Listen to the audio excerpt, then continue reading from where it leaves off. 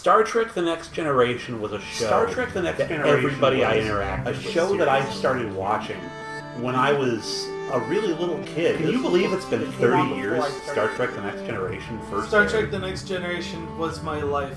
I really grew up with this show. My relationship to how I should conduct myself. It was the escape from reality.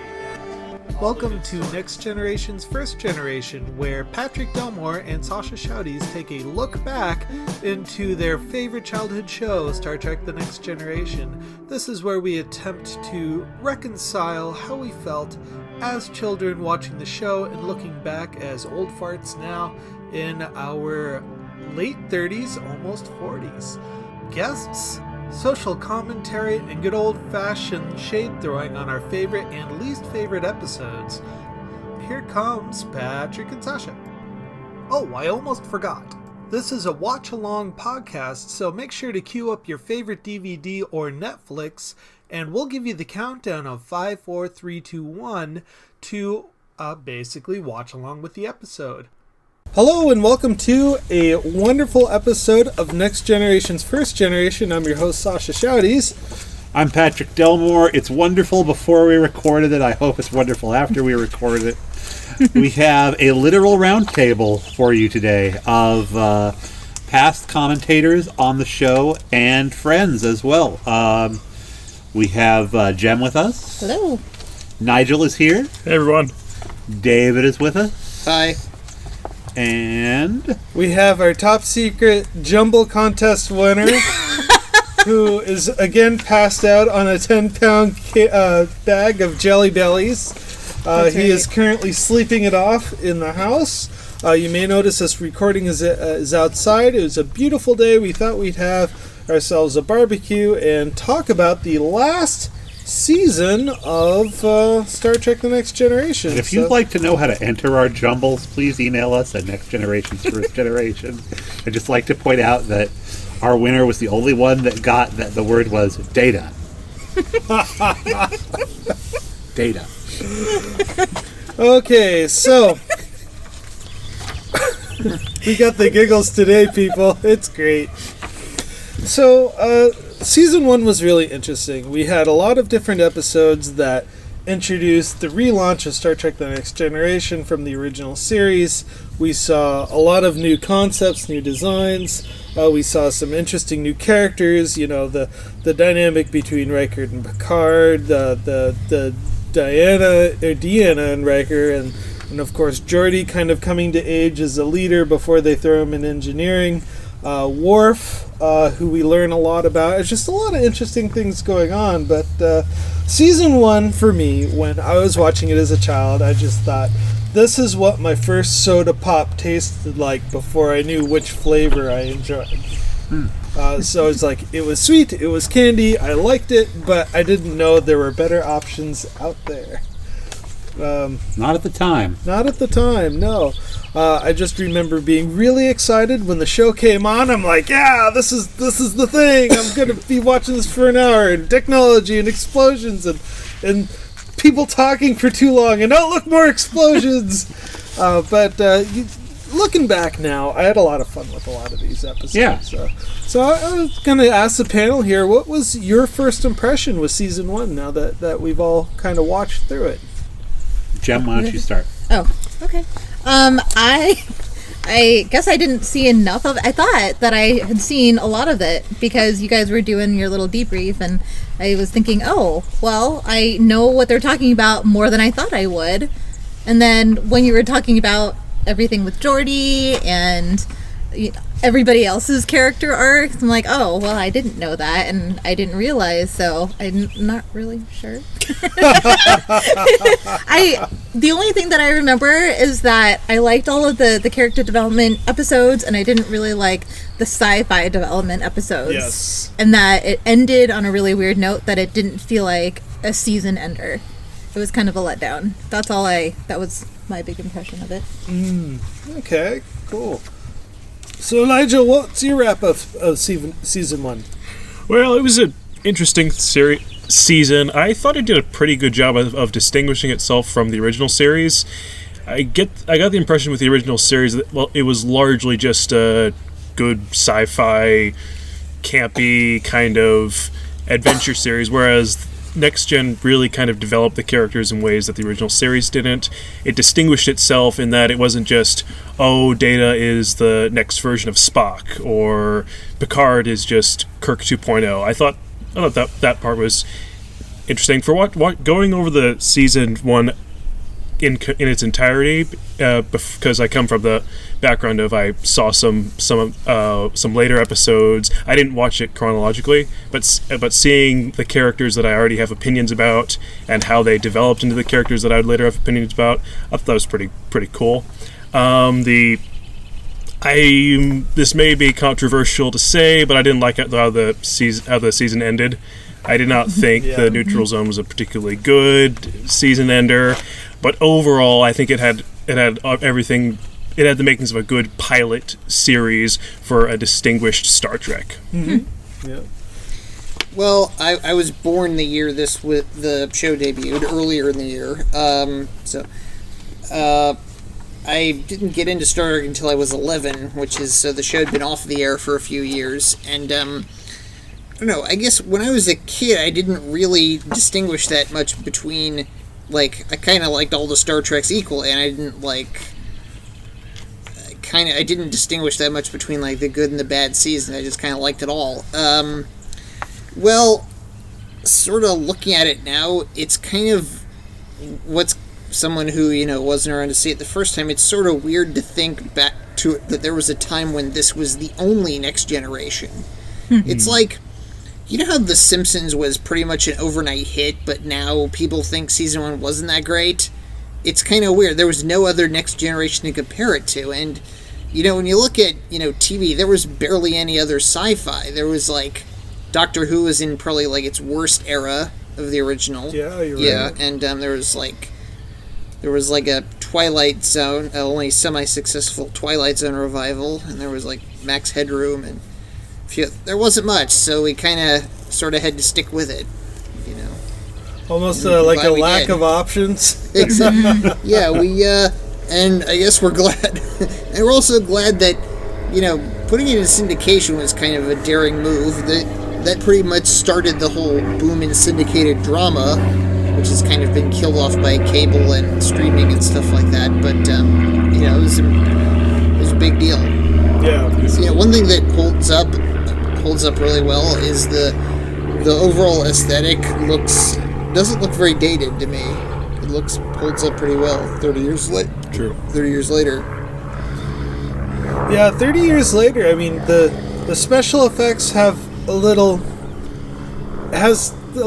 of want there. They could have done a little better, but the actual shape and design of the ship and the technology, I think it's exactly what you think a spaceship should look like. Nice, smooth, gleaming metal, control panels, everything's clean. I thought it was kind of weird how all the walls were carpeted. Because if you notice, all the walls of that show have carpet on them. The uniforms are kind of funny, but that's just space jumpsuit. Every sci-fi show kind of has their costume. Yeah, you're absolutely right. Lack of options. I didn't really consider that, but there wasn't a lot going on in 1988. I remember having just 13 or 20 channels on cable. So it was, yeah. I didn't even have that many. Well, when we did the encounter at Farpoint, we kind of introduced our introduction to it. I wasn't watching it at that time. We only had one channel, so that was the one that we were stuck watching. Yeah. So. I got TV through an antenna. Yeah. And Next Generation was on our Fox affiliate, and it was definitely a channel that if it was windy, the sound would just blow out.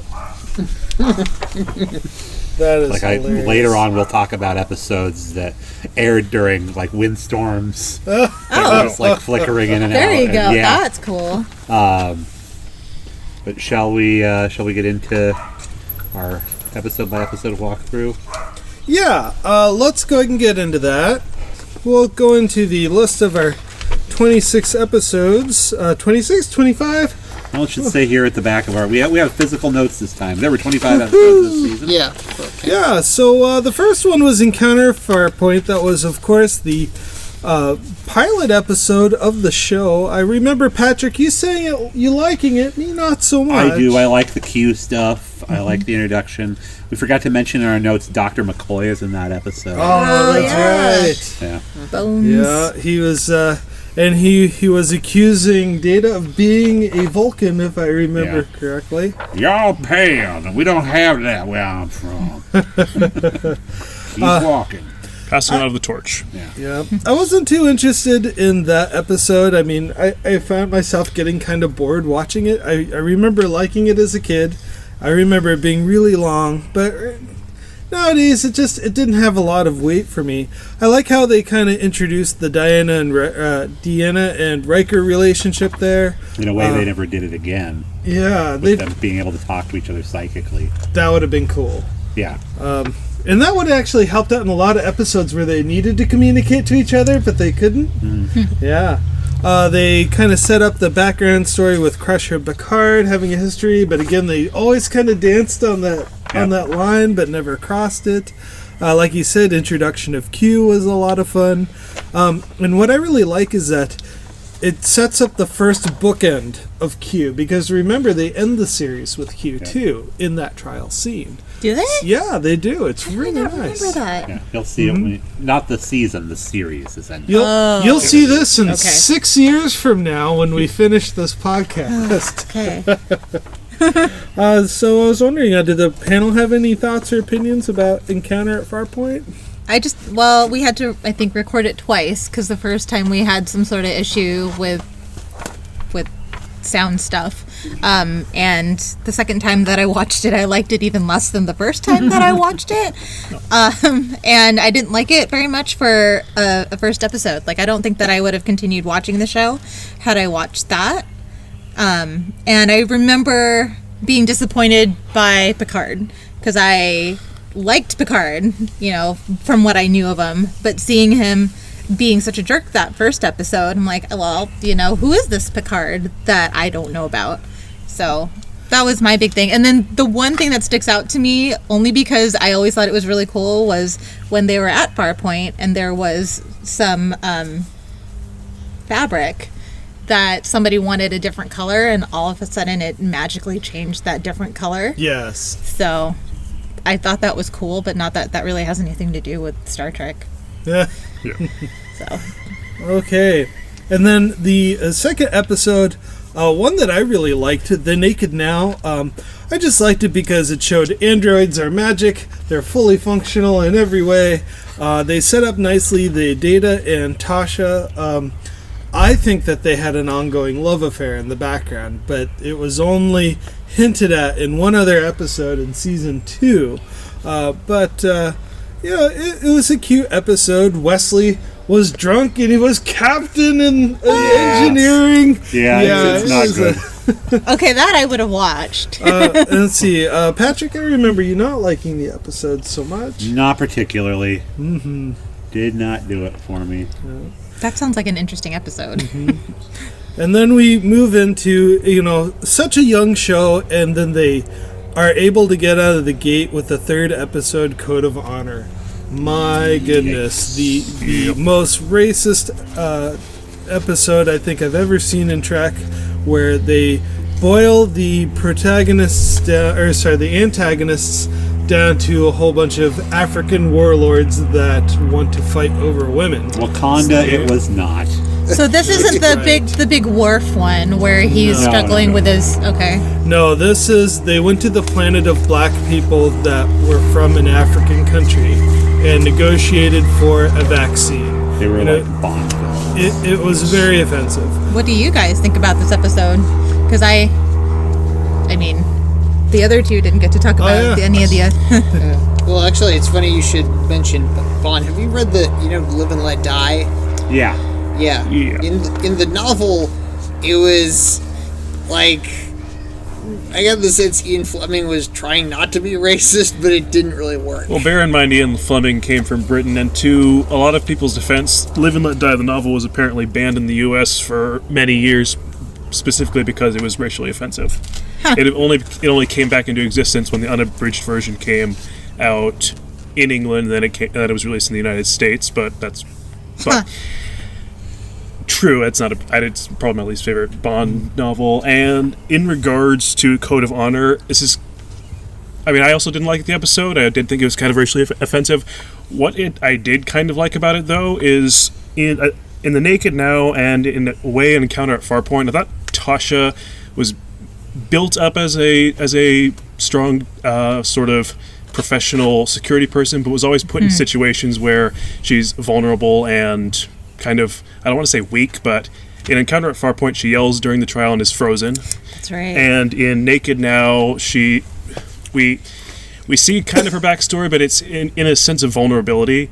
Like, she's vulnerable about her past. We haven't really gotten her as the sort of chief of security that we want her to be. She kind of in my opinion, she sort of needed to earn moments of vulnerability. I hope this does not sound too controversial.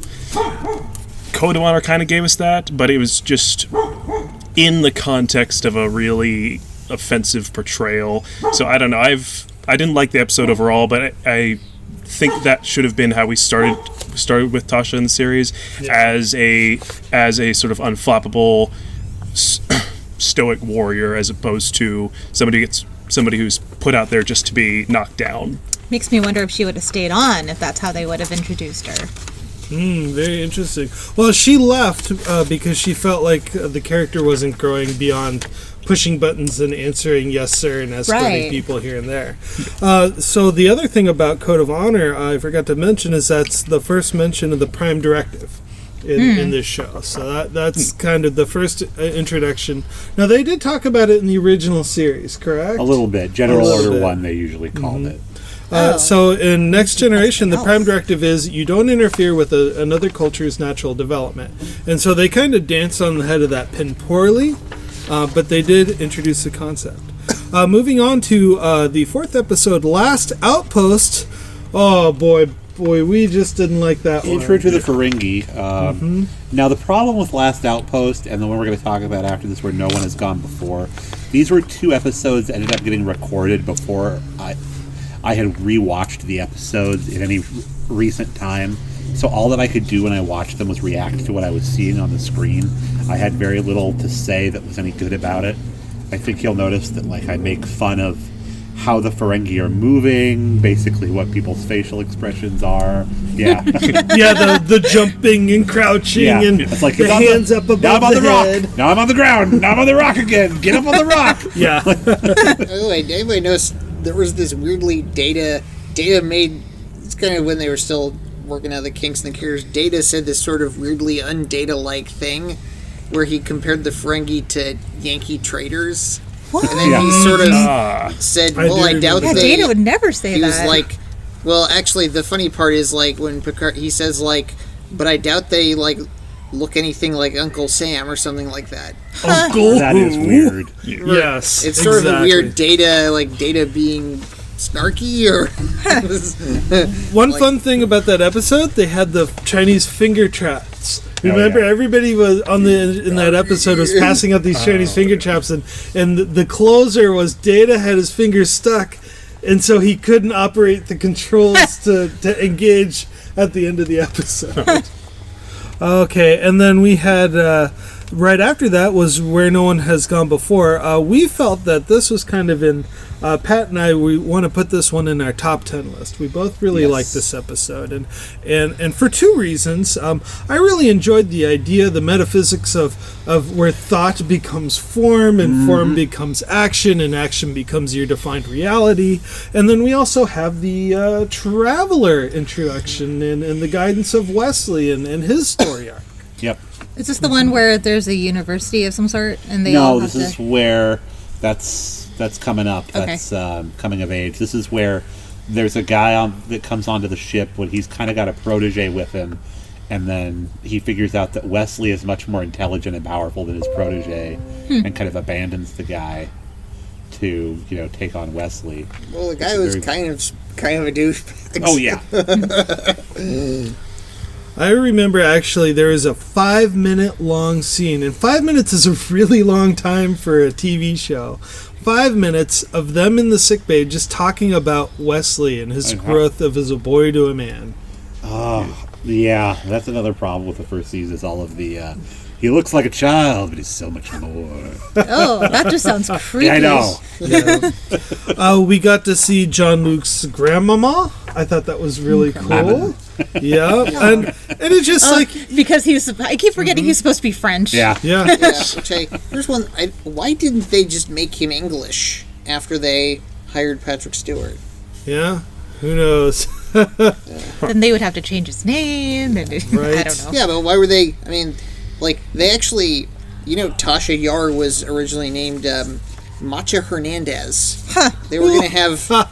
She was gonna I think they were gonna have Marina Sirtis play her, and Troy was Interesting. Denise Crosby, and then they switched the characters, and so they had to change the name. Although Troy is not. Troy is the actress that plays Troy. Marina Sirtis is British, not. She might be. Maybe she's of Spanish origin. I don't- Greek, I think. She is not. That accent that she does is Yeah. a real weird amalgam of a bunch of different accents. That's right. Her regular speaking accent. voice is very much just standard British accent. I think Marina Sirtis now lives in Greece. Maybe. Yeah. Okay. So anyway, it was a lot of fun. I love the concept of just traveling to. Where did they go to? Like another galaxy? Yeah, I was sort yeah. of wondering. They left this were one, they- went to another one. Did they just travel in space, or did they travel between dimensions or something? I don't. That could have been a pilot for a whole new series right there. I mean, that's almost like, hey, that's Voyager right there. We just got thrown across into Yeah, they went to the space between spaces, if you will. Oh, man.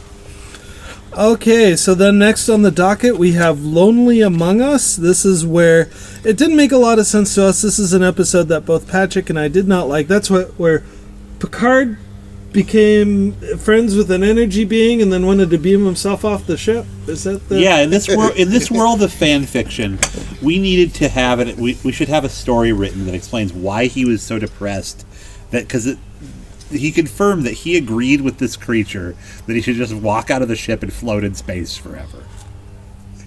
Like something was going on with him that we didn't know about. Like he was just so low. Even in the autobiography of Captain Picard, which I cannot recommend enough, they don't reference this episode at all. They reference a lot of season 1 stuff, but not this. Like you said, Tasha, you said his energy being friend, energy being and me. Oh, that's kind of what it was like. Mr. Riker, the entity and I have something we need to tell you. And by entity, I mean the thoughts that are in my head that don't belong to me. So is this like the Picard version of the Royal We? Yeah, pretty much. I mean, he Okay. even speaks using the royal we at the very Yeah, end. He's yeah. like, the entity and I, or something along those lines, have made a decision that we're going to leave. But what's striking about this episode, even though there's a lot of comedy in there. We had the dogs versus snakes. The two aliens who taking I these forgot people about to that. Parliament, and that was a lot of fun. We got to see O'Brien in there before he's named O'Brien. There is a great bit in that where when they bring the aliens on the ship and they talk to Picard really rudely, all the female crew characters are there, giving him the Mama Bear from the Berenstain Bears look that she gives to Papa Bear, where he's like, yeah, I can fix the roof with, this hammer that's broken. Look. What was also interesting is that Next Generation has an interesting way of handling mutiny. Star Trek usually handles mutiny by the senior officers getting together in someone's quarters and talking about, hey, should we mutiny the captain? And this is one of the first times where we see this. As I know this happens at least 2 or 3 other times in Next Generation, and we've seen it in Voyager. We haven't seen it in Deep Space Nine. And I think we've also seen it in the original series. And too. it's all over the place in Discovery. Oh, yeah. Well, it's like every other episode, Right. Hey, who's in charge? Let's Right. follow that guy. All right, so moving on to the 7th episode, Justice. This is in our top 10. Yeah, it's one of the most popular Next Generation episodes. It's a goofy episode. So basically it's a whole bunch of scantily clad white people running around, greasing each other in oil and falling in That flowers. one. Yeah. That's a weird episode. It's completely unlikely that an entire race would look like that, Yeah. or an entire species would look like that, because it's a recessive trait. Another thing is it's a Prime Directive episode. Yep. and it's a Wesley episode. So this is where Wesley strikes it out, socializes, breaks the law, and is up for execution. That's right. But at the end, they realize we're going to negotiate with these people's god, and we're going to beam Wesley off the planet, and we're going to, basically call it a day. Yeah. But for some reason, we both really liked this episode. It was a lot of fun. It's a classic. It's like a kind of like a crummy Twilight Zone. I was gonna say it just sounds like the cheesiest type of like Punishment 70s zone sci-fi. thing. It was a good bad episode. Yep. It's a blooper reels episode. A guilty pleasure episode. Yeah. Yes, exactly. It's like I'm gonna watch Wesley try to catch a ball in a flower garden, and now he's going to be executed. Best Well, I line kind of is- feel like, in the age before memes, this would probably be a very memed episode if it came out I'm sure it's nowadays. very memed now too. Yeah. And I will take this huge one. By the way, does anybody know what the Picard facepalm is from? It's from that season 3 Q. The season 3 one with Q. I forget what it was called. The one where he loses his powers. Oh yes, I know exactly what you're talking Right. about. Same here. Is he Right. facepalming because he lost his powers? No, that's Because Q won't Picard. leave No, him alone. Picard's doing that. Oh, But it gotcha, turns 'cause Q into lost it's his- a really well-known meme where he's Right. sitting in the command chair. And I know it's the like, meme, I oh. just don't know the episode. So So let's see what's next on the docket here. The The battle. Oh, I consider this the Ferengi reboot episode. This is where they saw how bad the last outpost was 4 episodes ago. It's like, no, we need to reintroduce the Ferengi as the bad guys, who are definitely a threat to the Enterprise and to the Captain. And that was very much the case in this episode. And all about profit. Manipulation. Yep. Gone are the laser whips. Yep. We don't ever see those again. Mixed feelings. Yeah. We got a good backstory, Picard and the Stargazer, so kind of chronicles the lost years between Enterprise to Enterprise. Oh. Yeah, so from the original series to Next Generation, there's a whole span of history that happened in this time. Picard, we see him in his first command.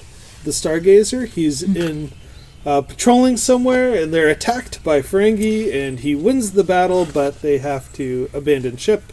And the Ferengi find the ship many years later and bring it back to Picard with a mind control device, and they get Picard to basically relive futuristic PTSD and try to attack the Enterprise.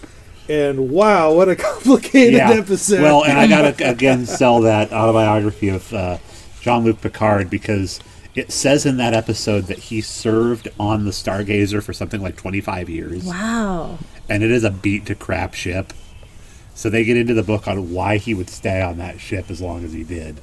Well, isn't that the ship where Jack Crusher was stationed to? Bingo. Yep. Okay. Jack Is Crusher it? and a couple of the people that we meet in Conspiracy as well. Okay. See, that I'm at the a disadvantage where I have not read the autobiography yet. So. Now I've got something to do during our shore leave series. Yes. Okay. Very worthwhile book. All right. Then the next episode is another high hitter, Hyde and Q. We both loved this episode. It was a goofy episode. It's really just for kids. Wesley got skewered. He got turned into shish kebab by a soldier animal thing, as Worf likes to put it. So what the heck am I talking about? Well, Q, you remember Q. He comes by and gives Riker the opportunity to be just like another Q. So you give him the powers, the omnipotence. Is that yeah? Yeah.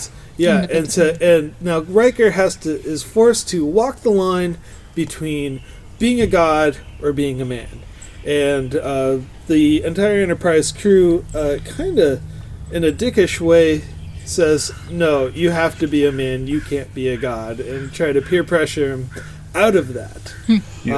So it's kind of a holier than thou kind of thing. So it was an interesting thing because the early Next Generation kind of went along the lines of, if it's alien, it's bad. If it's not human, or Really? if it's not typical to everyday life, it's to be feared. And this is one of those episodes where Riker had an opportunity to make a huge impact. And no, he kind of got shamed out of being a Q. So, well, at that point, we've just seen Q's at his worst. We've just seen him be not just all powerful, but kind of manipulative and just flat out for himself. And when Riker started calling Picard instead of Captain Jean-Luc, I'm guessing some of the people in the Enterprise were like, well, wait a second, with the power, will Riker change? Will he still be the charming guy that we all know, or will the power corrupt him?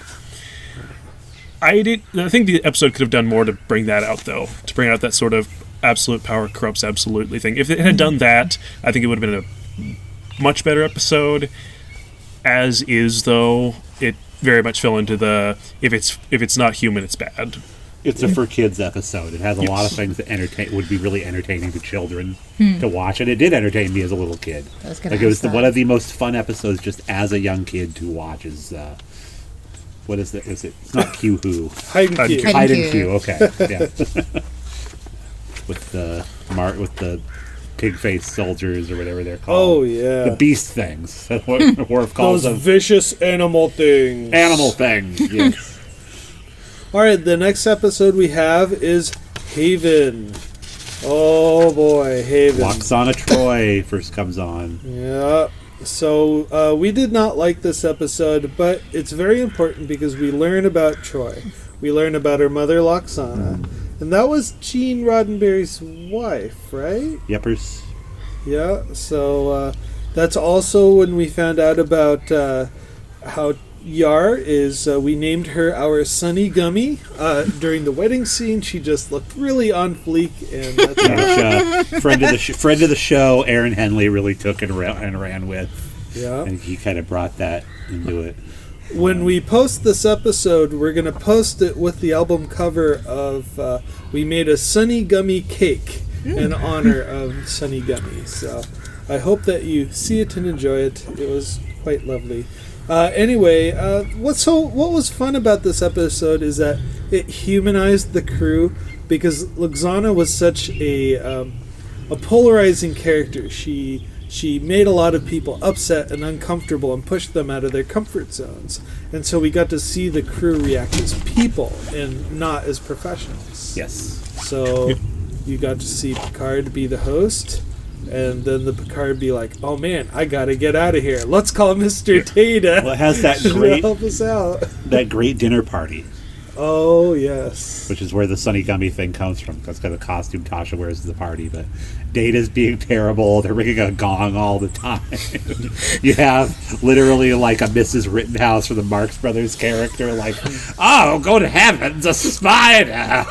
Everything's horrible." Then we have next on our list the big goodbye. Oh, Goodbye! This was a heavy hitter. This is in our top 10. We both really liked it. First, really big use of the holodeck. I mean, where the holodeck was the theme of the show. So if you remember, the Picard and friends go to the holodeck to check things out, but because of an anomaly, the holodeck goes haywire. They're locked in, the safeties are disengaged, and what do you know, they're role-playing as gangsters, actually as detectives. And the detectives are being pursued by the gangsters who want the item. And Picard knows where the item is, supposedly, and they kind of do a cat-and-mouse verbal game for a while, until someone gets shot, and then they realize, oh, the safeties aren't working and we're all gonna die. Now, is this different than the episode where they actually see the holodeck for the first time and somebody's going on the rocks? That's and in there's that's an Encounter Farpoint. Oh, okay. Because I was going to say, I remember it being different, their introduction to the holodeck. But This is when we have Dixon Hill is introduced. So Picard is a private eye, or he actually, I think, calls it a private dick. This is another one where Data gets more interested in Sherlock Holmes as well. Yeah. This is a Sherlock Holmes? Yeah. There's a couple with Sherlock Holmes. This is one where he starts reading about him, and then later on he'll get the pipe and the hat out. Oh, jeez. So, anyway, what was also interesting is that we start seeing hints between Crusher and Picard. Yep. Where they're dancing on that line. They might like each other. She's more interested in him, I think, is the story there. For a full season, Crusher has so much more oomph in this than she does in any of the other seasons. She has a couple of standout episodes in the next couple of years, but just as far as character, being a present character, she gets more in season 1. It really sucks that she's not going to be back for season 2. Yeah. We got to look into why she left, because it's very interesting. We'll talk more about that on The Child when that comes out later in November.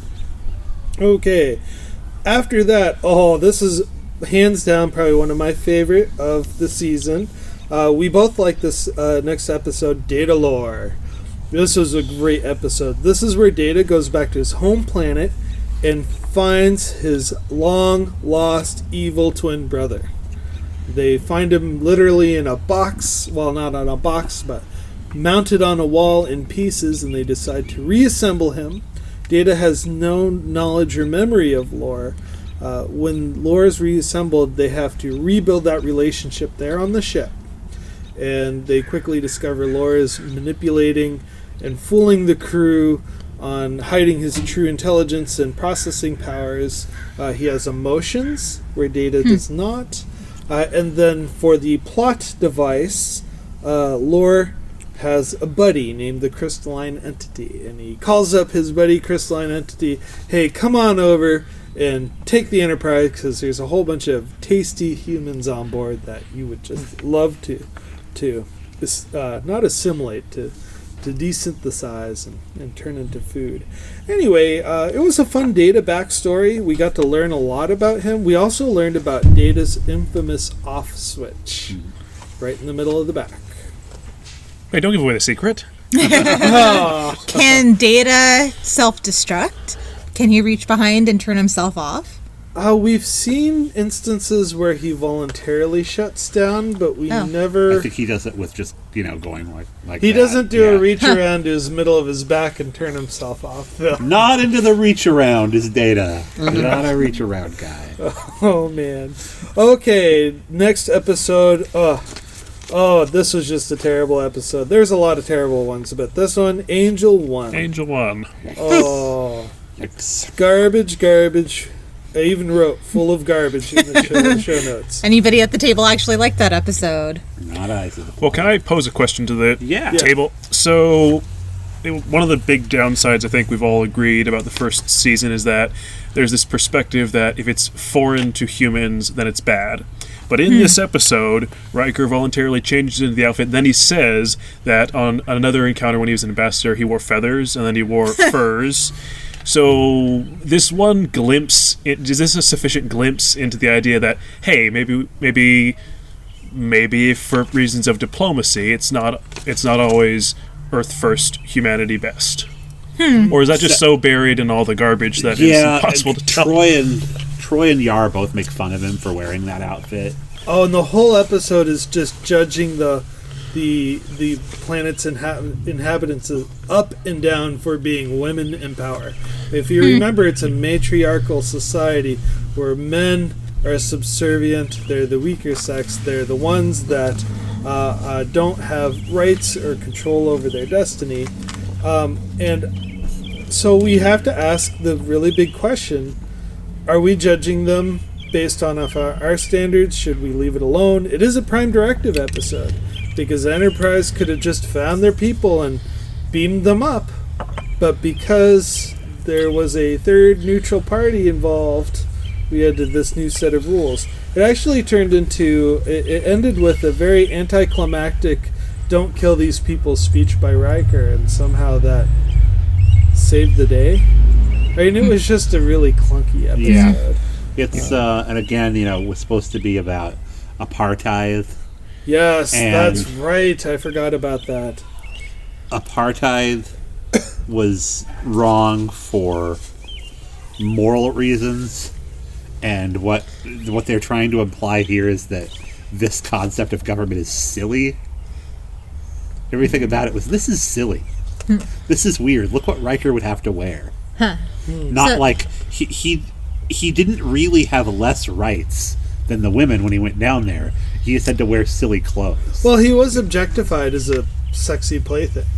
Yeah, but that's silly. Yeah, it's That's not morally wrong. They're missing the point. Yeah. So I guess to answer your question, yeah, there was a lot to be had there, but it was buried under all that garbage. They missed it. They missed it completely. They had, this is one of many examples where they had a great topic to work with, and they chose the goofy way out. You can see that when Tasha makes her "Don't do drugs" speech further into the episode, yeah. or into the series. Sorry. One thing that was kind of cool about Angel One is they start talking about Romulans for the first time. This is where they're starting to fade out the Ferengi as a major threat, and now they're playing up the Romulans. So if you remember, there was some kind of disease or infection on the ship. Everyone was getting sick, and they basically had the orders, well, Data, go up there and just fly the ship to this place to counter-move the Romulans. But somehow everything worked out okay. It was just, again, it was a really sloppy episode. Yeah, it was like Itchy and Scratchy and Poochie. When are they going to get to the Romulans? Okay, next episode, I really want to kind of hear what the panel has to say. This is the binary episodes, the 11001001. It was Patrick and I thought it was a top 10. If you remember, this is a couple of guys up to no good, making trouble in the neighborhood. Got in one little fight. And they all got scared, Yeah. and they said, we gotta move the Enterprise to our home planet and save everybody before our computer crashes and everybody dies. Yeah? Home planet is Yep. called Bel Air. Yeah. Oh, okay. So anyway, the Binars are these two gentlemen who are dependent on computers. And They were Enterprise... played by women. Yeah. Oh, yes. Women. And it was a pair of two women, so there's Yeah. four of them. Yeah. And the Enterprise was the largest mobile computer in the fleet, and they needed this to save their planet from... My pet peeve is the supernova. It's just the supernova not crash our computers. Well, if there was a supernova, it'd obliterate your planet, but let's not talk about that. So the Binaries trapped Riker and Picard on the holodeck, which was cool because we get to see the holodeck again in action with Minuet, lifelike virtual reality, super lover on the deck there, and then, oh, look, it's red alert, and the ship is abandoned, and Riker and Picard have to figure out what the heck went on. And, yeah, it was a lot of fun. It was. The trombone playing was a little corny. Well, they were too specific, I thought, about what was going on. It would have been much creepier if they had kept it ambiguous, like the Binars chose to steal the ship because everything is either one or the other with them. There's no third option. So on the off chance they would have said no to them taking the ship, they just stole it. It would have been much creepier if they didn't say that. They found like tallies or like coin flips of them trying to figure it out, like just markings that if you thought about it for a minute, you're like, oh, Oh, geez. here's how they were reasoning this. Oh, weird. Almost like keeping tally marks like on the uniform. Like, imagine they left the holodeck and the rest of that episode had been like virtually silent, because it's almost like a radio play. You don't need to watch it because they're narrating everything that they're doing after that. That takes away a little bit of the mystery. So, for the panel, how do you feel about... I'm kind of want to ask our guests here. How do you feel about a society with integrated computer electronics? Well, has anybody read the novel Feed by M.T. Anderson? No, I don't believe I have. Probably best not to read that before watching this episode. It makes me wonder about how exactly would a species evolve to integrate with computers. I think they actually did talk about it in this episode. I thought it was a good episode, but obviously not enough for it to really stick in my mind and memory. I do agree with Pat, though. It would have been a little more interesting if there's a little more ambiguity to the Binars. That very last scene in the end where they're explaining, we didn't really mean any harm by what we did. We didn't want to risk losing our species by asking you and you possibly saying no. I didn't feel like they needed to explain. I mean, if they'd stolen the ship, they'd stolen the ship. We were trying to save our species. I guess. I mean, if the more explaining they had to do, the less divested I was. But good episode overall. But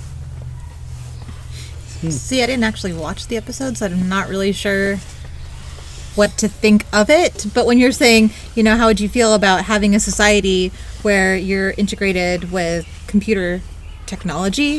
I'm just thinking, well, isn't that today's world anyway? I mean, you are one with your phone. Sometimes people's identity is their phone and everything that lives in that social media. And so I feel like that's kind of where we're at. So I don't really know how much more integrated you can get. I mean, you tell Siri what to do and she'll do it for you. Or, is there anything more than that? Yeah, that's that you can get integrated with?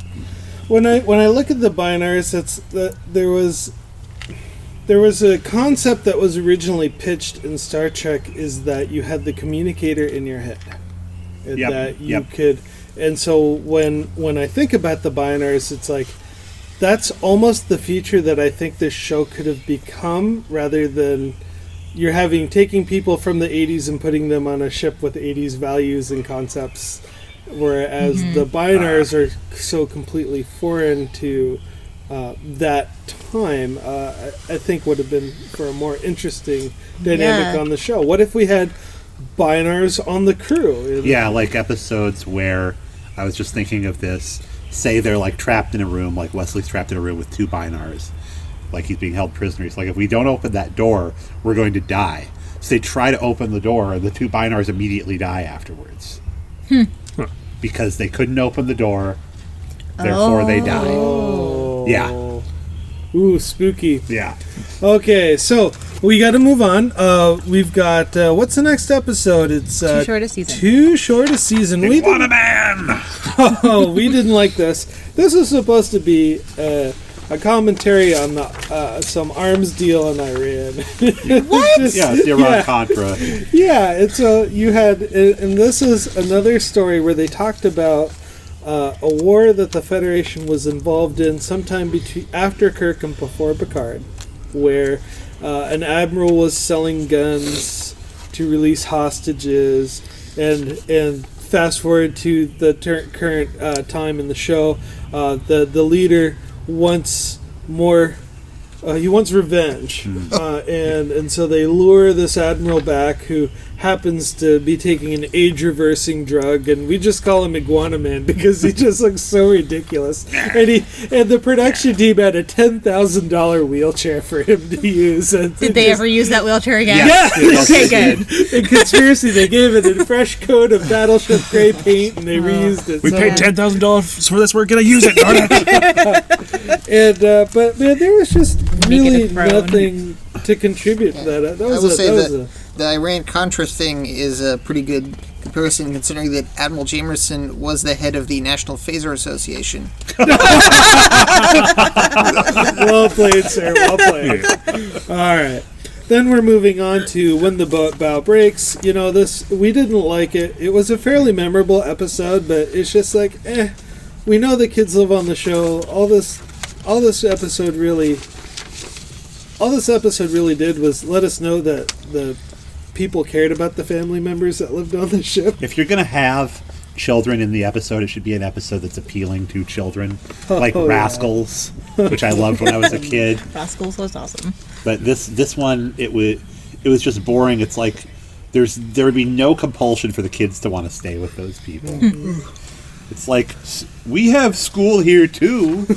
It's just with creepy strangers who want to pretend that they're your parents. And a really cool laser sculptor thing, let's be fair. That's right. Yeah, that's what cool. I was like, I remember guesting on that, and I just don't remember what was so important about it and what stood out. So if you remember, it was just a planet that was legendary, and then it decloaked. The Enterprise discovered it. They made contact with the people. The people said, "Ooh, you got kids." And then they took all the kids. Well, it's supposed to be this magic planet. Yeah. Aldea. Like Riker's like so excited. Okay, it's all coming back to me now. All right, moving on. So we have number 17, Home Soil. We did not like this episode so much, but it had some cool things. If you remember, it's where the Federation had these really nifty terraformers in jumpsuits. Yeah, with belts. The most casual jumpsuits we've seen so far. Yeah. Yeah, and so they were removing this hydrostatic layer of saline between some layers of dirt with a laser, and the Laser solve and everything. the laser decided to start killing people, and they didn't know why. So Data decides, well, I'm just going to turn this laser on and see if I can't see what the problem is. Yeah. And the laser starts shooting at him. So Data, being magic, a robot, he was able to outmaneuver the laser and rip it from the ceiling. So, way to go, Sherlock. I'm just now thinking about how great of an original series episode that would have made. That, like, both Spock and McCoy are like, just destroy the laser, and Kirk's like, no, I want to make its computer brain kill itself. Your function is to cut through hydrostatic water. If you can't do that, you might as well not exist. Yeah, so apparently we didn't like this episode. Sounds fun to me. They had some good heads-up display Ugly bags stuff of that they mostly had. water. Yeah. No, it was memorable. We didn't like it, but it was memorable. All right, so then we have Coming of Age. Patrick really liked I this do one. really like this one. I couldn't stand it. I loved it. This was my favorite one out of this entire season. Really? It was my favorite one. Why is that? I think it was because I liked seeing Wes in that role of kind of, I guess, guardian and mentor. And a lot of people don't like Wesley episodes, but I liked this Wesley episode, and all of the ones that he was in that I did not guest on sound the most interesting. So maybe it was because it was a Wesley episode that I really liked it, and there was a lot of character arc and not a whole lot of sci-fi stuff in there. The psych test part was really fun. Yeah. You also get to meet the oaf species, which you never see again. Oh, where he's with the just country? a giant guy that like shoves people around. You have to like yell at him Oh, to get that's him to right. stop. Well, but there's also that country singer guy. Is that coming No, of that's age? that's not coming of age. Oh, okay. That's a different one. Yeah. We'll get to it. And this is also the episode where it introduced the possibility of the conspiracy within the Federation and them trying to get Picard off the ship to be the commandant of the Academy, which he It was down. Yeah, it was almost like, they could have almost made this episode a clip show because they referenced so many previous other episodes, but they did it in the form of they had some really cool interview editing there where they, when you have the interview ask a question and then when they show the person being interviewed, it'd be a different crew member every time. So that was kind of a cool effect. We also saw Picard being kind of the father figure of the ship, so he's mentoring the kids, but he was also firmly in charge. So he kind of was stepping out of that autocrat role. The 18th century sea captain of the And we Royal finally Navy. see Picard actually show some sort of emotion around kids, which was kind of cool. Wasn't there like a hug or something at the end, and there was a tribble? No, Oh, he told- that was in When the Bell Breaks. Oh, okay. Yeah, that Confusing was all my the hug. episodes. That's all right. One thing I'd like to ask about coming of age, at the psych test, it's kind of hinted, at least it came across to me that it was kind of hinted the backstory behind Jack Crusher's death. Oh, right. I don't know how much I like that. I almost prefer it to be a little ambiguous what his past is. Did anybody else get that feeling, or am I reading too much into it? I actually want to know what his background is. Is that what you're asking? Or Yeah, the psych test, from what I understand, Wesley made a choice to help somebody out and not stay frozen in fear in that room that was on fire. right. And the test administrator gave the impression that Jack Crusher did not make that choice. At least that's what I read into it. Oh, yeah, I think you're right. Yeah, now that you mention it, I just didn't pay attention to it the first time that I saw it. But I think And, I mean, up to this point, we do know that Picard's the one who brought Jack Crusher's body back to Beverly, but we don't know how he died, and I almost prefer it that way because it allows the Picard-Crusher relationship to kind of develop. Okay. Now that, when I know the backstory, for some reason it almost kind of... I feel like there's a little less there, it's a little less ambiguous, there's less you can do with that, but any thoughts? Nobody has ever told a good version of that story. I have what's called a headcanon for how I think that happened, and then I read the autobiography of Jean-Luc Picard and really didn't like what they did with that. Because in that book it says that Picard didn't like kids because the kids of the captain of the Stargazer were just crummy to him. And so he was very vocal about not liking kids, not wanting to have kids on the bridge. So the Crushers left the Stargazer as soon as Beverly got pregnant because Beverly assumed Picard would hate their child. Oh. And It makes it sound like he's the substitute teacher of the Stargazer. I know. I really, really did not like that. Like, Talk about Like, knowing your friends. yes, Holy like- smokes. I Captain Duty Head. That's what they were like. And actually, you meet one of them later on the series. I can't remember what show he's on, but he was introduced on the TV show, but Picard knew him when he was a kid. That's great. All right, so moving on. Heart of Glory. We did not like this episode, but I sure did have a lot to say about it when we recorded it. That episode really bugged me because, first of all, let's tell you what it is. So some renegade Klingons had escaped somewhere. They wanted to do battle. The Empire wanted them captured. The Enterprise happened across these two renegades, captured them, and then Worf got a chance to talk to these two Klingons, which they captured, and these Klingons manipulated him and basically called him a race traitor for not being a true Klingon. And we're hoping to manipulate Worf to join their cause, help them break out, and have glory and battle across the universe. We also learned a lot about Worf's involvement with the Battle of Khitomer. So what happened there was Romulans attacked this Klingon space station. Worf was one of the few survivors. What's so important is that the Federation, I believe, came to the rescue and sacrificed themselves in this battle, and that's what formed the alliance between the Federation and the Klingon Empire. So very important stuff. Yeah, it was the Enterprise. We'll find out later. It was the Enterprise C that showed up there. That's right. That was what was that? Yesterday's Enterprise. Yeah, that's right. And so my commentary on this was, if we drop the pretense of aliens being different races or different subgroups of people, so the idea was Star Trek was supposed to talk about social commentary of the day, and so I interpreted that episode as Worf was being critiqued by his own group of people for not being true to his own culture. And so that really meant a lot to me, but honestly I hated the episode. It was not a good one. It didn't deliver very well. By the way, that was one of the Klingons, and that was played by Vaughn Armstrong. His first ever appearance. He holds the record for most characters played in Star Trek. Interesting. What's his name? Okay. Again? Vaughn Armstrong. Now we have to go and watch He for played him. he played Admiral Forrest on Enterprise. No. Oh, I'm still looking him up. He's played like a dozen characters. Nice. Okay. All right. What's next on the docket? The planet of Magrathea. I mean, the Arsenal of Freedom. Hooray! This was a joke that I made where, what was that, David? You were saying that the automated salesman in this movie reminded you of Slotty Belfast in the planet of Magrathea's recording.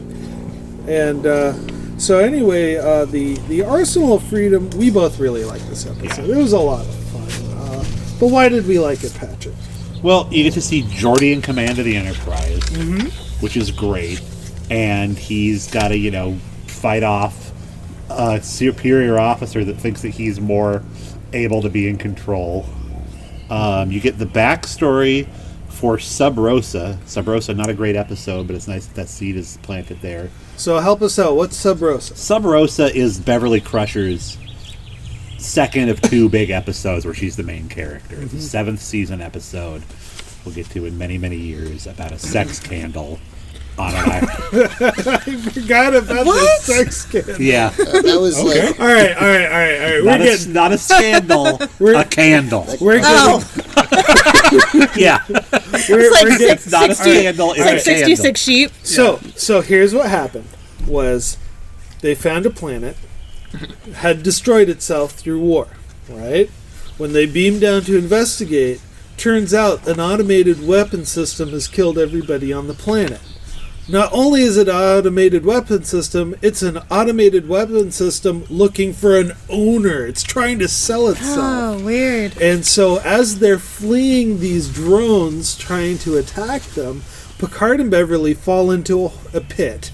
And this pit is actually a chamber, which is the sales floor for this device. And a hologram turns on saying, check out what this baby can do. You see these personnel running around and how I'm trying to kill them? And it can take care of ships in orbit. And Picard just says, I'll buy it. Wow. And that's how he ends the demonstration. He buys the weapon. But he doesn't use them. No, but he Okay. buys the weapon just so the program would shut down. Huh. And during that time, Beverly, when she doesn't all the way survive the fall into this cave, she like breaks her leg or something, but that's where we hear about how she grew up on a colony that her grandma tried to establish, and they went through this big horrible not famine, it was like some kind of medical outbreak, and that kind of sets the groundwork for Sub Rosa. Also, you get to see Data do a Superman jump down the hole. Oh, yeah. Superhero landing. It's really cool.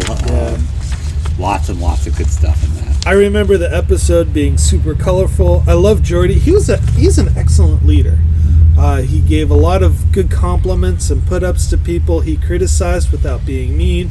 But Troy was just being a jerk to him. Yes. So what happened to Picard and Riker? They were stranded on the surface getting shot at by the drones. Oh. Riker, both Gotcha. in this episode and the next episode, gets trapped in a stasis field. Okay. So he really can't do anything. Yeah. There's a great... Everything about... Like, as I'm just thinking about this, everything about this episode is so good. So would you say that But it's your they- favorite episode out of the entire season? I would, actually. Okay. So Riker meets his... they go down there because somebody from Riker that Riker used to know got stuck on the planet and apparently died, but they've got a hologram of him there. And it's like, tell me about your ship. My ship is called the Lollipop. It's a good ship.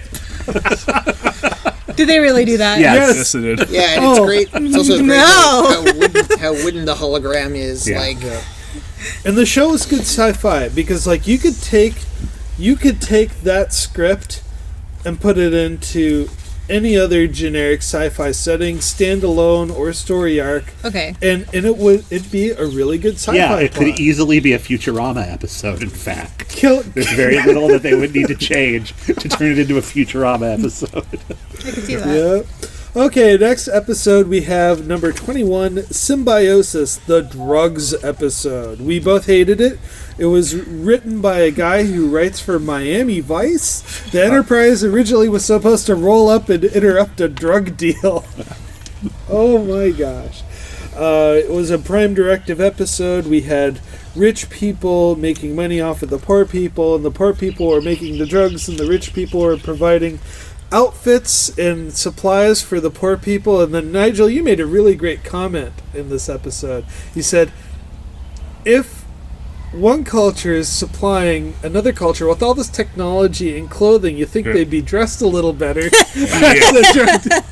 the drug deal. Yeah, supposedly That's a good the point. race that's developed all their technology and supplies all the needs for the people who are just providing the drugs went around dressed like country bumpkin stereotypes with the sandals and the bad overalls. It didn't make sense, but I think that's something that it's something that you would be looking for more as an adult than as like this kind of episode would probably be aired more towards teenagers. Very much so. Yeah. Well, I'm almost wondering if they're trying to make some sort of commentary about, the big oil guys in Texas that's carrying all the money. And No, this was a it's the 80s, it's Reagan's America, we need to do something about the drug situation. Okay.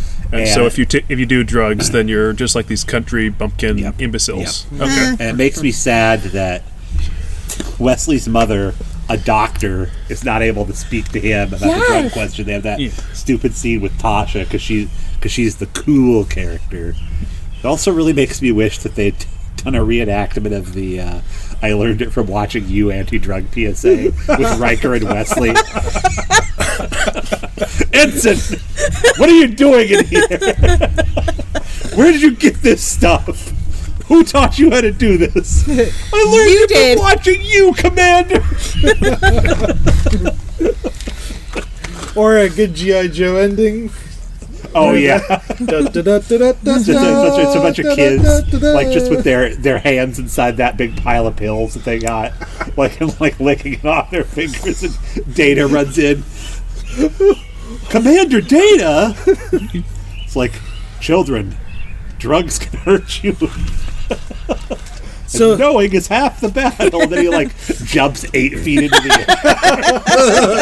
air. So this was where Yar gave the drugs her bad speech, and actually the person who wrote this episode stood behind that. They said, if we're going to do this, we're going to do it all the way. So I do have to give them props for owning something that they meant to do, and they didn't want to do half-assed. But they could have chose a better thing to do it all the way on rather than this topic. We did get a little bit of backstory from Tasha. We found out she grew up on a colony that had problems with drugs and rape gangs. I think that was the episode. Yes. Yeah. Oh, and you know what? They also touched on that in To Boldly Go episode too. I forgot about that one. This was actually the last episode where Denise Crosby filmed. At the very end, you can see her waving to the camera goodbye. Next on our list, we have Skin of Evil. Oh, we like this one, but it was a sad episode. Oh, hush. So, I'm still looking to get our friend Dawn to write a letter about this, because I talked to her before recording, and she was saying, how rough it was to be like a girl in junior high and have like one female character she felt like she identified with get killed off. But I'd like to, hear it in her words, or read it in her words. We went over this pretty thoroughly. It's an episode we all like. Nigel, you were there for that recording, weren't you? I think it was, yeah. Yeah. David, do you have anything on Skin of Evil? Not particularly. It was sort of weird, like, they explain what is this thing made of, exactly? The evil intentions of a race that became, like, beautiful and godlike. And what does that mean? Well, that's a good question. So, it's not evil, it's the skin of evil. Yeah, so okay. If you were to embody everything evil in an entire society, it apparently looked like a ball of tar on the ground that was really angry at its ex-girlfriend or something. Yeah. But what was interesting is I've seen some speculation that maybe that's where all the evil from Q went. Oh, that's an interesting perspective. I would say that it makes more sense that was where the people from Justice left their stuff. That their god ship did that to him. Oh. Because I think that, just the way he was, the people who shed him were probably pretty friggin' smug. Yeah. I mean, Q's smug too, but I think Q had all of that within him. All the ability to taunt and the ability to scare and everything is still with him. Yeah, what was the name of the evil character in this? Armis. So Armis and Q had a lot of the same skills of manipulation and mind game play. The only difference is Armis followed through on his deadly threats. Yes.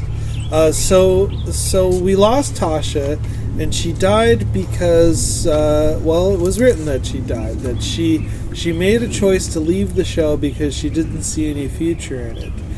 She wanted more in her career. And she told Jean that, and Jean accepted it, and Jean wanted her to go in a way that a security officer would go. So she was given a red shirt burial, basically, or not a burial, but they let her go in the line of duty. Right. And I think that's probably a pretty good way for her to go. But when the character looks back at her own death in a future episode, they bring Tasha back from yesterday's Enterprise, and she reflects it as an empty death, a meaningless death, and that's not how she wanted to go. So there's some conflict there between the character's intentions and the show writer's intentions of the circumstances around her death. And then the next great highlight of Denise Crosby's career would be the film Pet Sematary, which I do hope to cover in a Shore Leave episode. I think that movie came out in 1990. Mm-hmm. So we'll talk more about Crosby at that point. Yep. One thing that was really interesting is that when you had the main character die, the cast came together and the crew came together. When Marina Sirtis was doing the role, filming her part for the funeral, she was crying, and it was revealed those were real tears of emotion, and Denise Crosby was coaching Marina right there. Nice. And so I thought that was kind of cool. It's kind of it's noted that the cast of Next Generation really came together, and I think this is kind of one of those first bonding steps for the cast. Well, I almost think that it wasn't an empty death just because she had that follow-up speech, and I think that made it more meaningful, just both to the cast themselves, but also to the audience. So that's the same speech that would have been made no matter how she died. Okay. When you're in the military, often they will have you kind of record like what they call in Hollywood a sizzle reel. That's all the best parts. Yeah. So that's your funeral. It plays for your parents and stuff. Mm-hmm. All right. Then, of course, we'll always have Paris. We did not like this episode. We did get some more early Picard backstory. We learned that Picard, he stood up a lady at a cafe to go into space. And never got over it in 25 years or whatever. Yeah, that was it. And then and not only was it a lady, it was the lead singer. Picard stood up the lead singer of the Mama and the Papas. Not the lead singer. Oh. She was the sex appeal of the Mamas and the Papas. She was the sex appeal of the Mamas and the Papas. She was, when I was going through my parents' albums as a kid, seeing pictures of Michelle Phillips. Oh. Yeah. They also played with time, but they did it poorly. We saw some kind of fun corridor scenes where they ran into themselves talking about time travel, which was ironic and fun. Data learns his value to the ship. Mm-hmm. But they consider him indispensable, not expendable. That's kind of cool. Mm-hmm. Was it actually a nod to Casablanca? Actually, bit, it was. Okay. Well, because, if you're going to name it, we'll always have Paris. In the cafe in Paris. The Blue Parrot Cafe. Yeah. Oh, okay. Well, no, that's the cafe in Casablanca. It's the Blue Parrot. Mm-hmm. Morocco. But we did not like this one. Nope. It was kind of weird. So then we're moving on to Conspiracy. Bum, bum, bum. This is on our top 10 list. Yep. I thought it was a poor attempt to introduce a story arc, and they just ended with a cliffhanger with a message going into space. Originally, they were supposed to introduce the Borg. At first, they wanted to introduce the Borg as like insect bug creatures instead of the machine cyborgs that we see today. And as a standalone episode, it was a lot of fun. It was, hey, let's beam into headquarters and shoot the bad guy. They didn't really mess around. Again, it could have easily been a retooled to be a Futurama episode. Mm-hmm. Had they done Conspiracy and the previous episode to that, Coming of Age, like back to back, that would have been a really good two-parter right there. But the two episodes were spaced too far apart that we kind of I didn't notice it when I was a kid. I'm just like, huh? In fact, I always remember thinking it'd be nice if all these episodes were connected. I think, maybe that's the biggest reason why I couldn't get into Star Trek, because there wasn't so much of a connection between the episodes. And so you're like, all right, what am I following? Why am I watching this? Mm-hmm. And then at the same time, neither of the episodes were standalone episodes that had a story. Well, kind of, but... Well, that's why you look at, like, Deep Space Nine versus Next Generation. Deep Space Nine had a story arc with consequences. Okay. And scene changes. Next Generation was kind of like everything kind of returns back to normal by the end of the episode, and we're given a brand new ship and a brand new situation in the next episode, for the most part. Was this one that you guessed it on, Nigel? Yes. So this was the one that I was thinking there was such a lost thing that got brought up that I would have loved to have seen fleshed out, but everybody just completely ignored, which is where at the very beginning of it, Picard is talking about his view of friendship, referring to Jack Crusher, and what he would and would not do for a friend, like the depths that he would go for a friend. And I thought, hey, there's something to run with, and nobody ever did. So yeah, he laid down a lot of value statements of, well, he almost insinuated that I will neglect my duty as a captain in order to follow through to help out my buddies. Right. And the buddy check, so in this episode, they used the value of the friendship to basically judge whether or not someone had been compromised by this insect buggy thing. And I'm just thinking to myself the whole time, why don't we just look at the back of everybody's necks? I mean, that seemed like a dead giveaway right there. I mean, who is Picard closest with on the ship? Somebody else that actually has a really good scene in this, I would say, arguably, he's closest throughout the series to Beverly, who wants so much more out of that relationship than he's willing to give. But everybody else around Captain Picard is completely fine with the relationship that they've got.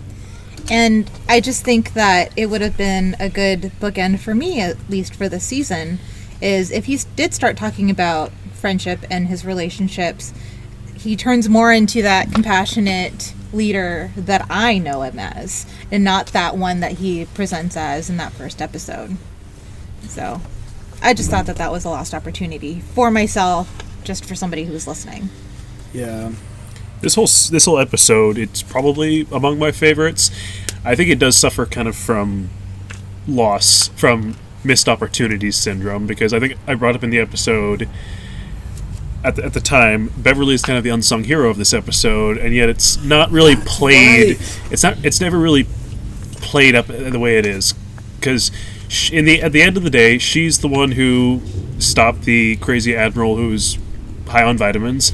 It was she shot him, right? Yeah. Like from the hallway into the quarters after she kicked Riker. The admiral kicked Riker's butt and kicked Worf's butt, and then she just shot him, right? Yes. Like replaying that Indiana Jones Raiders of the Lost Ark moment. And then it was her idea to pretend that Riker had been compromised so that he could go down and then shoot up the aliens.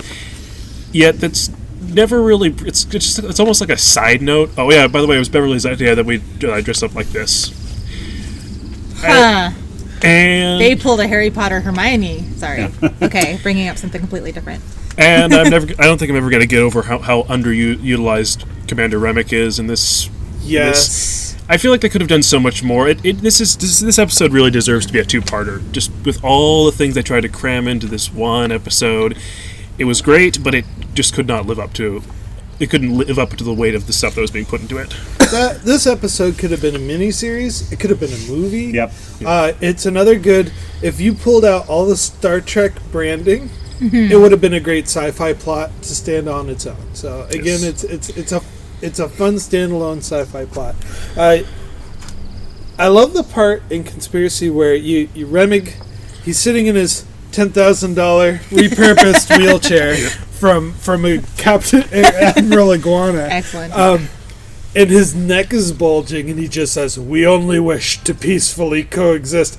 And Picard and Riker just shoot him, and that's so not. Wow. That's not them. They're just Forgot about that. they did Kill Bill on him. They're just like, yep, you're dead, and bang. After looking disgusted. Yeah. It's like, oh, you're alien. Yeah, We're that was gonna a great. kill you. Picard gave this great "you gross" look. That should have been a meme. And isn't that where they ate all those Bugs. Bugs? Yeah. And then I immediately thought to future episodes of the Ferengi eat bugs all the time. So Yeah. it's the whole, it's aliens, so it's Yeah. not safe. It's a different world in Star Trek in the first season. Okay, so then we have our capstone episode for the season, the Neutral Zone, which Patrick did not like, and I loved it. This is It where was the country great. bump. Yeah, the country pit music. woofies. The low mileage pit woofies. So, I it hated just- this episode so much. So much. I hated Remember it. you saying this is what's wrong with America? Exactly. So, while Picard is at an important conference, so important he has to leave the ship by shuttlecraft. The Enterprise is just hanging out in space waiting for him to return, and Data finds this satellite full of frozen people from mid-century, 20th century Earth. Like, just about Like, this time, yeah. right? The 90s or the 2000s. It was before the Clone Wars, or not the Clone Wars, but you know what? The eugenics war. Yeah. The eugenic wars with clones, not related to that other franchise. And so Data just says, let's wake these people up. So they beam them to the ship, and they beam over a drug addict country singer, a housemaker, which Data actually thinks is a construction worker and not like someone who just is at home and raises a family, and then a stockbroker. Yeah. And so you have three people with outdated values that are introduced into the 26th century? 24th century. 24th century. And, And a so... half. And I kid you not, the whole episode is about these three people throwing temper tantrums about how they're not coping, that they can't get their drugs, that they miss their family, and they want to check Look out at that their one's stock legit. portfolio.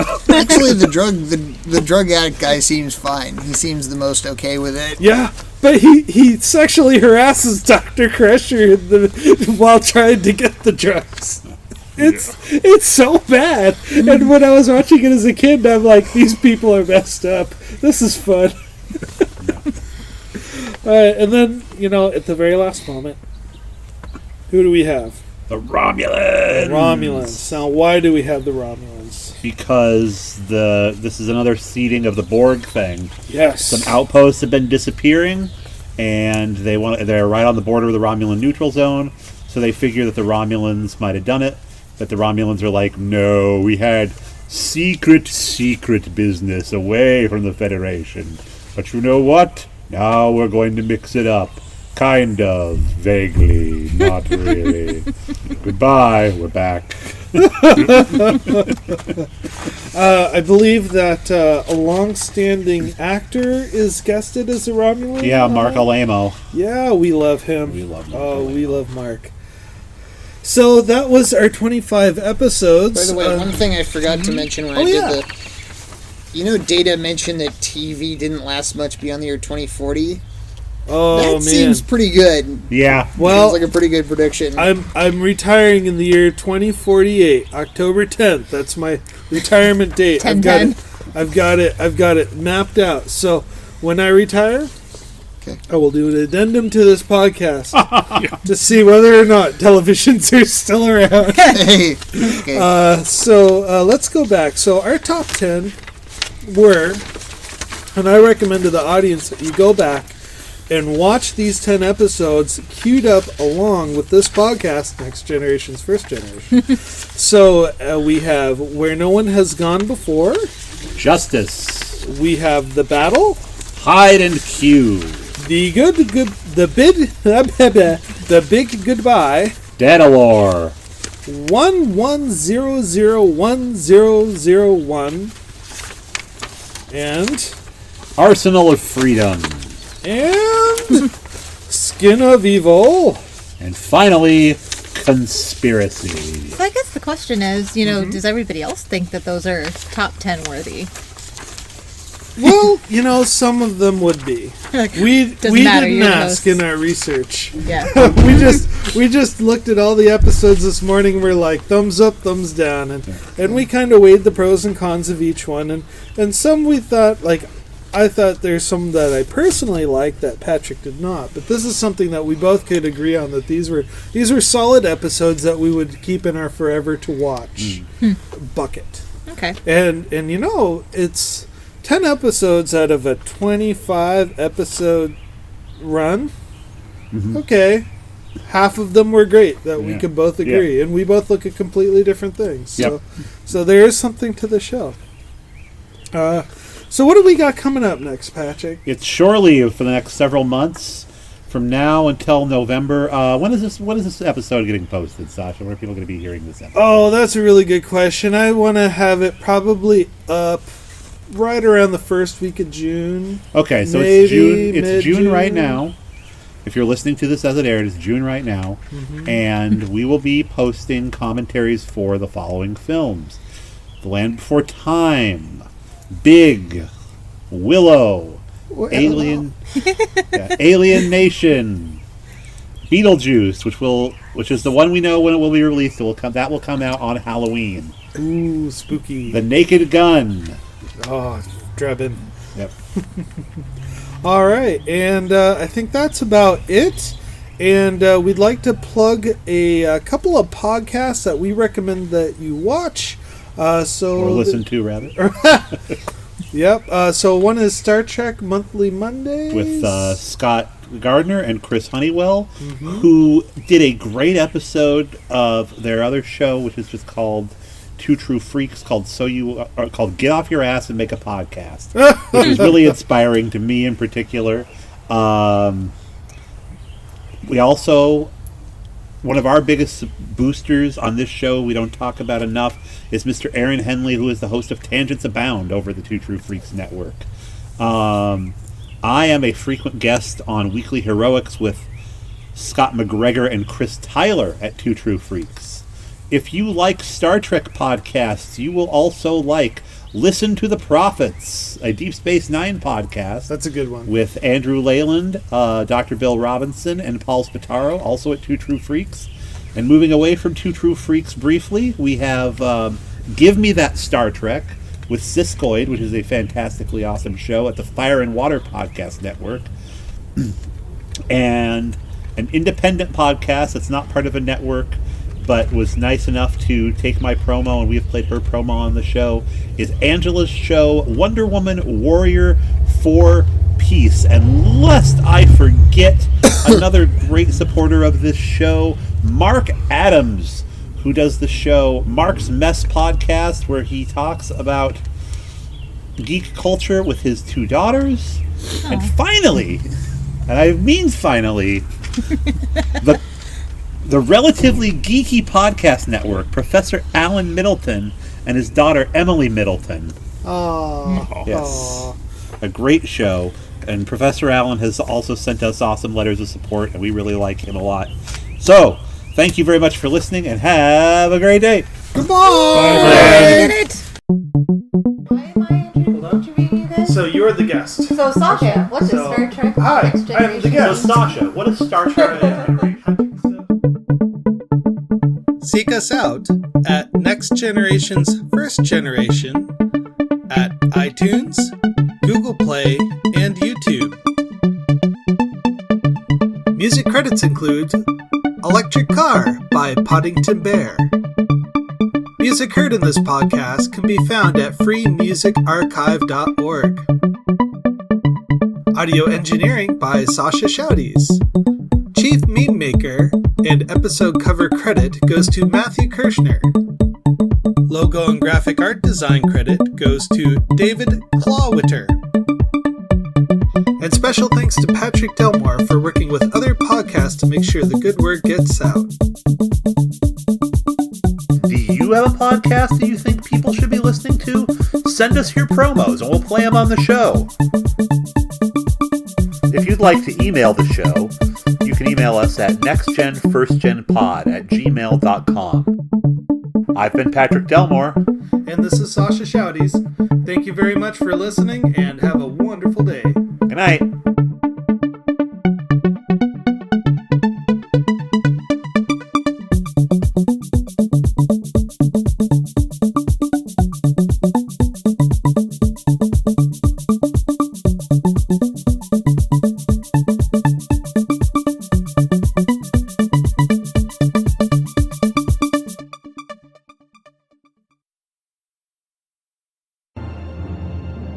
Coming November 21st, 2018, Next Generation's First Generation returns to look back 30 years ago to the day with the second season of Star Trek The Next Generation. Patrick and Sasha share their perspectives as children in the 80s in contrast to our older cynical selves. Tropes, social commentary, and shade-throwing is all fair game. Join Next Generation's First Generation for this watch-along podcast and figure out what the heck is going on as we continue on this 7-year mission. Episodes will be released on the 30th anniversary of the original airing. Find it on iTunes, Google Play, Spotify, and Libsyn, and also explore Season 1 and our Shore Leave movie commentaries while you're at it. Again, that's Next Generation's First Generation at iTunes, Libsyn, Spotify, and Google Play. Next Generation's First Generation.